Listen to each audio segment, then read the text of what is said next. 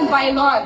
Hi, Pak Sojun, how are you? Hope you're doing well. First of all, thank you for coming here in the Philippines. Your fans are very happy right now. Are you guys happy right now?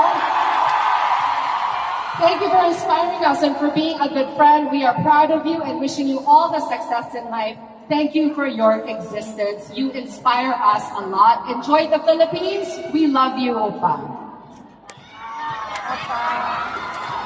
이렇게 너무 좋은 말들 많이 해주니까 필리핀 정말 자주 와야겠다는 생각이 드는 것 같아요. Dahil po sa napakaraming magagandang mensahe niyo para sa akin, mukhang kailangan dalasan ko po ang pagpunta dito.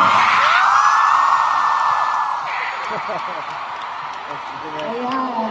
Okay, so let's continue to send in these lovely messages. I have one more message coming from Dina Santos. Annyeong Pak Sojun Oppa, it's my birthday today. And I chose to celebrate it with